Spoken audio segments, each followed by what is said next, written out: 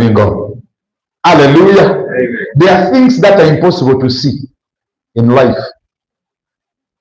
I don't know that you get what I'm saying. There are things that when you think about them, they're impossible to see because of the challenges, because of the economy, because of the seeing it is impossible. It was impossible for Zacchaeus to see Jesus because of his height. But you know what?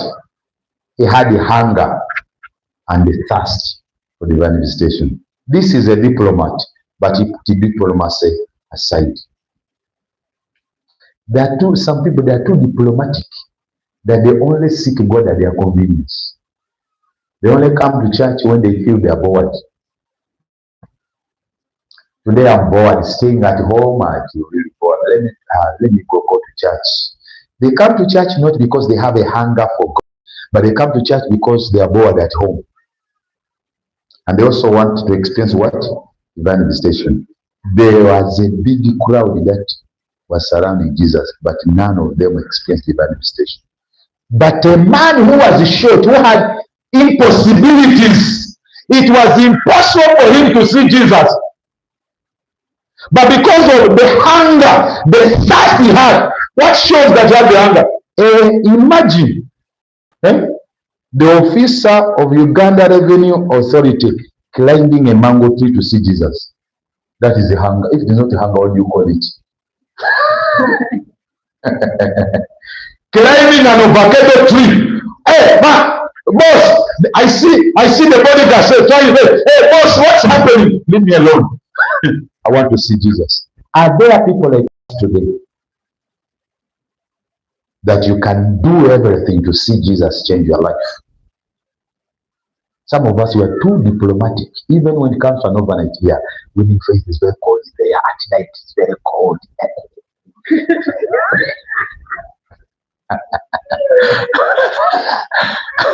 And then we want to see Jesus. We want to see Jesus change your life. We want to see Jesus bless you. We are too diplomatic. We are too ashamed to do certain things that can change our lives. Imagine the officer of Uganda Revenue Authority climbing an avocado tree to see Jesus. Look at that hunger. Look at that desire. He has forsaken all the titles. I must experience divine visitation. He left his swimming, he left his home, he left his vehicles. He wants to see Jesus. It's very shameful for such a man to climb a tree to see Jesus. To the world, it's a shame. But to God, it is a hunger for divine visitation. So if you are to be visited, there are things God expects you to do beyond the others. Look at this verse.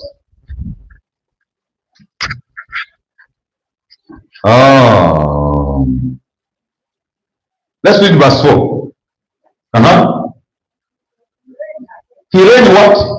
Now this man is not even just even running. They are saying, can you imagine a revenue officer man running? What is happening?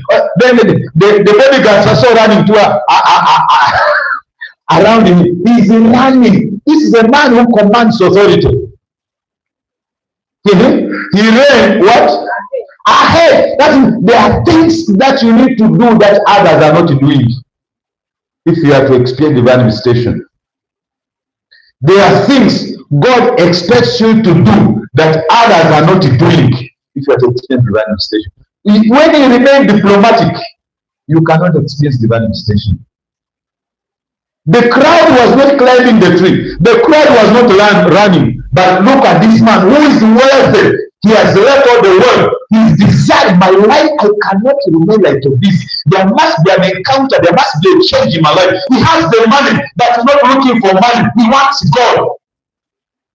God must visit me. God must change my life. Praise the name of the living God. Something must happen. If it means climbing a tree, I will climb it. If it means running around, if it means sweeping the church, I will sweep. If it means sweeping the church, I will sweep there. I have to do something. But this year, God must visit me. Climbing the tree is not something a joke. That is of a joke. It shows desperation.